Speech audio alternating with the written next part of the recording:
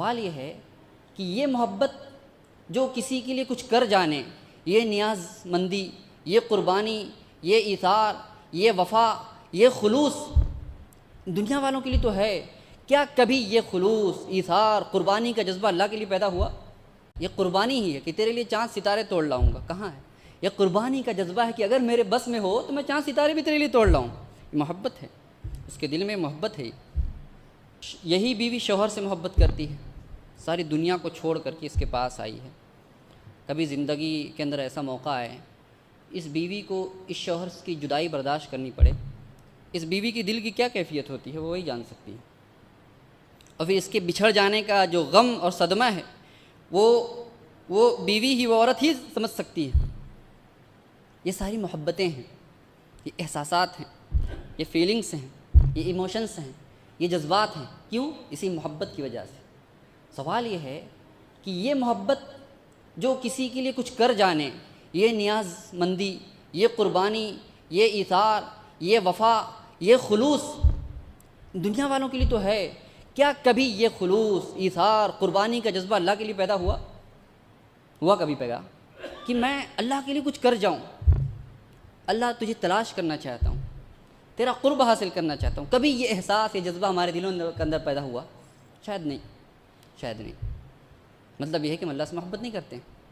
اور ابراہیم کو یہی چیز حاصل ہو گئی تھی۔ ابراہیم کو یہ جو ایموشنس ہیں، یہ آپ کے ایموشنس، یہ جو فیلنگس ہیں، یہ جو احساسات ہیں آپ کے اندر، دلوں کے اندر انگڑائیاں لے رہی ہوتی ہیں کسی انسان کے لیے، کسی رشتہ دار کے لیے، کسی محبوب کے لیے، کسی معشوق کے لیے، یہ جو انگڑائیاں، احساسات جنم لے رہے ہیں، جوش مار رہے ہیں، یہ احساس، یہ جذبہ کبھی اللہ کے لیے پیدا ہوا؟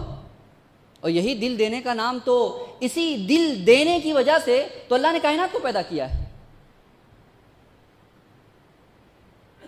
درد دل کے واسطے پیدا کیا انسان کو، ورنہ عبادت کے لیے کچھ نہ تھیں کروبیاں، کم نہ تھیں کروبیاں۔ یہ فرشتے عبادت کے لیے کم نہیں تھے، کم تھے تمہارے سجدوں کے لیے، تمہاری عبادتوں کے لیے، اور یہ تمہارے صدقات و خیرات کے لیے، تمہارے روزے، تمہاری نمازیں، تمہارے حج، یہ کم نہیں تھا، عبادت کر رہے تھے فرشتے۔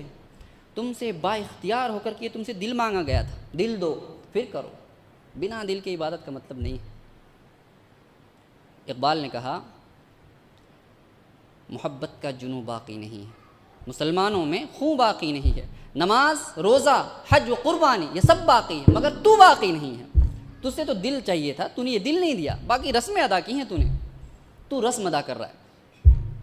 اور اللہ نے اس کائنات کو پیدا کیا، پوری کائنات بنائی۔ کائنات کے اندر صرف دو ایسی مخلوقات ہیں، اربوں خربوں کائنات اس کے اندر مخلوقات ہیں اللہ کی۔ اس کائنات کے اندر دو چیزیں ہیں جن کو اختیار دیا ہے کہ تم اپنی مرضی سے میری چاہو تو عبادت کرو، چاہو تو چھوڑ دو، اختیار ہے تمہیں۔ ایک جنات، دوسرے ہم انسان۔